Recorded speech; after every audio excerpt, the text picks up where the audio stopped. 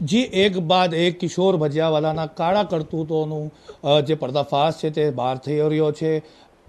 ચા અને ભજીયા વેચનારો ઈસમ કરોડોપતિ કેવી રીતે બની ગયો તમામ લોકો વિચારી રહ્યા છે. ત્યારે સંદેશ ન્યૂઝ હવે બતાવી રહ્યું છે કે આ કરોડો રૂપિયા ક્યાંથી આવ્યા હશે અને કેવી રીતે આવ્યા હશે તેનું એક ઉદાહરણ સામે આવી રહ્યું છે. એક પરિવાર હતું, સુખી પરિવાર હતું, પંજાબથી સુરત આવ્યું હતું. કેટલાક સપનાઓ જોયા હતા કે અમે સુરતમાં આવીને કેવી રીતે પોતા રહેશું, પરંતુ કિશોર ભજિયાવાલાની કાળી નજર આ પરિવારને લાગી ગઈ હતી અને આ પરિવારના એક સદસ્ય કિશોર ભજિયાવાલા પાસેથી વ્યાજે રૂપિયા લીધા હતા અને બસ ત્યારબાદ એ વ્યાજના ખાડામાં ડૂબતો ગયો હતો અને છેવટે એની જે પોતાની ફેક્ટરી હતી તે પણ વેચાઈ ગઈ હતી. હાલ તો એ સ્વર્ગવાસી થઈ ગયા છે, પરંતુ એમની ધર્મપત્ની જે છે મંજીત કૌર અજરોજ આપણી સાથે છે. ત્યારે આપણે જાણીશું કિશોર ભજિયાવાલા શું ચીજ છે અને એના કારનામાઓ શું છે. મંજીતજી, તમે જણાવશો કિશોર ભજિયાવાલા તમારા પરિવારના સંપર્કમાં કેવી રીતે આવ્યો હતો અને ત્યારબાદ આ સમગ્ર ઘટના શું થઈ અને કયા વર્ષમાં થઈ હતી? એ એકચ્યુઅલી મારા હસબન્ડને એક્સપાયર થઈને 7 વર્ષ થઈ ગયા છે, પણ આમનો બહુ વર્ષોથી ક્લોઝ રિલેશન હતો, ફ્રેન્ડ જેવા હતા એ લોકો. પછી એમને વ્યાજેથી પૈસા એમની પાસે લીધા હતા. પછી વ્યાજનું તો જેટલું લીધેલું એનાથી તો ડબલ વ્યાજ ચૂકવેલા હતા અમે લોકો. પણ છેલ્લે એટલું બધું એમનું પ્રેશર આવી ગયું હતું મારા હસબન્ડ કર પૈસાના લીધે. તો એમને ફેક્ટરી અમારી 1.5 કરોડની ઉપરની કિંમત હતી, તો એને પ્રેશરના લીધે એને 61માં આપી દીધી અમે લોકોએ. તો 61માં આપ્યા પછી બી એમાંથી એને અડધા પૈસા ચૂકવ્યા છે, અડધા તો અમારા લેવાના હતા. પણ તે પહેલાં એમની ડેટ થઈ ગઈ એટલે અમે લોકો લેવા ગયા હતા છોકરાઓને લઈને, પણ એમને ના પાડી દીધી કે પાપાજી બધા પૈસા લઈ ગયા, પણ એમને હજુ નથી આપ્યા હતા અમને.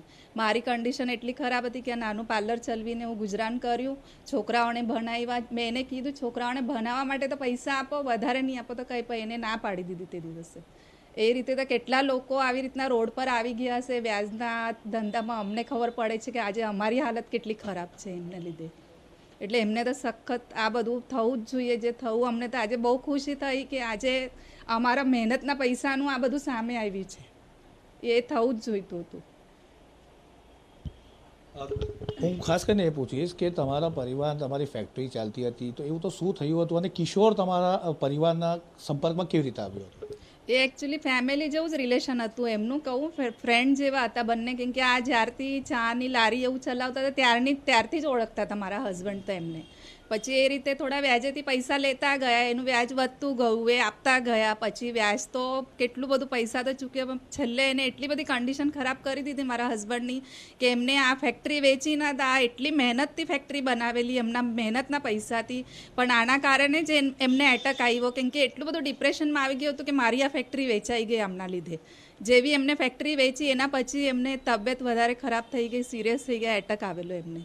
એટલે એનું કારણ આ લોકો જ છે કે આટલું બધું પ્રેશર એમને બધાએ આપેલું એમને. શું લાગે છે કિશોર ભજિયાવાલા સાથે બીજા કેટલા લોકો આના અંદર સંડોવાયેલા હશે અને તમારા પરિવારના ઉપર જ્યારે આ પરિસ્થિતિ ઊભી થઈ ત્યારે કેટલા લોકોના પ્રેશર આવતા હતા? હવે એ તો મારા હસબન્ડને ખબર છે. એવા તો બહુ બધા લોકો છે, પણ મારા સામે બી ફેક્ટરીમાં એ લોકો ઘણીવાર આવીને ગાળા ગાળીને બધું કરી જતા હતા. બહુ જ ખરાબ રીતે વર્તન કરતા હતા એ લોકો. આટલા વર્ષ થઈ ગયા પછી અત્યાર સુધી તમે સામે નહીં આવ્યા હતા, અત્યારે અચાનક આવી? પણ જ્યારે એક્સપાયર થઈ ગયા હું ગઈ, મારા બાબાને લઈને રિક્વેસ્ટ કરી એમને પૈસા, કેમ કે કંઈ સબૂત મારા હસબન્ડ મૌખિક બધું ચાલતું હતું એટલે ના પાડી દીધી. એટલે મારા સપોર્ટમાં કોઈ જ નહીં હતું કે કોઈ અમને હેલ્પ કરે. હું આમ તેમ કરીને પૈસા કરીને મારા છોકરાઓને ભણાવ્યા, આજે પાર્લર ચલાવીને એમને ના જ પાડી દીધી. તો એટલે આ અત્યારે આવ્યું છે સામે, એટલે મને એવું થાય છે કે આમનું આ બધું સાચું હવે સામે આવવું જ જોઈએ, કેમ કે અમારા બી મહેનતના જ હતા પૈસા.